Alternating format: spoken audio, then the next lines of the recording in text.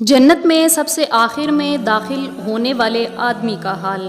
حضرت عبداللہ بن مسعود رضی اللہ تعالی عنہ سے مروی ہے کہ آن حضرت صلی اللہ علیہ وآلہ وسلم نے ارشاد فرمایا کہ جنت میں سب سے آخر میں داخل ہونے والے شخص کا حال یہ ہوگا کہ وہ گرتا پڑتا چل رہا ہوگا اور جہنم کی آگ اسے جھلسا رہی ہوگی۔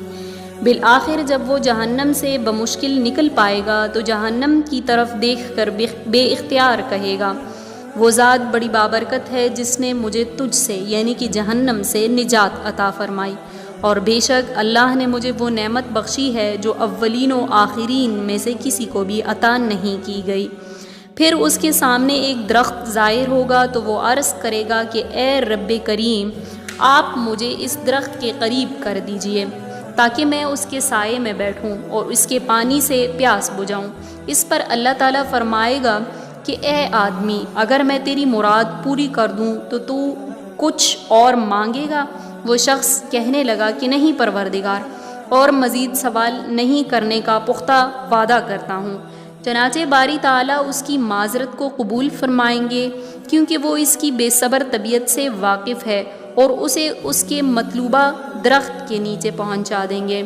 وہ شخص اس کے قریب جا کر اس کے سائے میں بیٹھے گا اور وہاں موجود پانی پیے گا۔ پھر اس کے سامنے دوسرا درخت لایا جائے گا جو پہلے درخت سے اور اچھا ہوگا، تو پھر وہ شخص اللہ تعالیٰ سے اس کے قریب جانے کی درخواست کرے گا۔ اللہ تعالیٰ فرمائیں گے کہ اے آدمی، کیا تو نے کچھ اور سوال کرنے کا عہد نہیں کیا تھا؟ نہ کرنے کا عہد کیا تھا۔ اگر میں تیری مراد پوری کر دوں تو پھر تو کچھ اور تو نہیں مانگے گا؟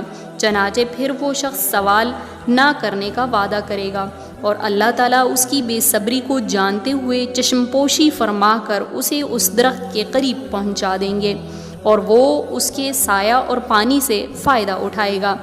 پھر ایک تیسرا درخت جنت کے دروازے کے بالکل قریب نمودار ہوگا جو پہلے دونوں درختوں سے زیادہ خوبصورت ہوگا، تو یہ شخص اس کے قریب جانے کی بھی درخواست کرے گا۔ بالآخر جب اسے اس درخت کے قریب پہنچا دیا جائے گا تو اسے وہاں اہل جنت کی آوازیں سنائی دیں گی، تو وہ درخواست کرے گا کہ اے رب کریم، اب بس مجھے جنت میں داخل فرما دیجئے۔ اللہ تبارک و تعالیٰ اس شخص سے مخاطب ہو کر فرمائیں گے کہ آخر تیرا سوال کرنا کب ختم ہوگا؟ کیا تو اس بات پر راضی نہیں ہے کہ میں تجھے دنیا کی دگنی جنت عطا کر دوں؟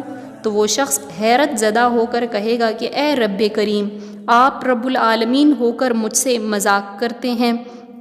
اتنی روایت بیان کر کے اس حدیث کے راوی عبداللہ بن مسعود رضی اللہ تعالی عنہ ہنسنے لگے اور حاضرین سے فرمایا کہ مجھ سے نہیں پوچھتے کہ میں کیوں ہنس رہا ہوں؟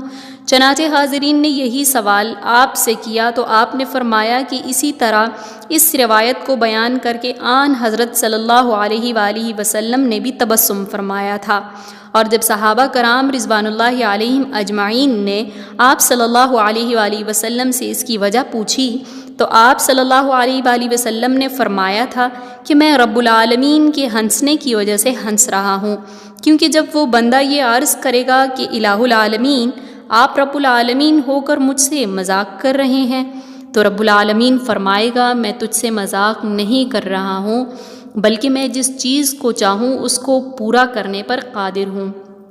یہاں میں آپ کو یہ بات بتاتی چلوں کہ اللہ تعالیٰ کے ہنسنے کا مطلب اس کا راضی اور خوش ہونا ہے۔ اللہ تعالیٰ ہم سب کو جنت الفردوس میں اور حضور علیہ الصلاۃ والسلام کے پڑوس میں گھر عطا فرمائے۔ آمین۔ السلام علیکم۔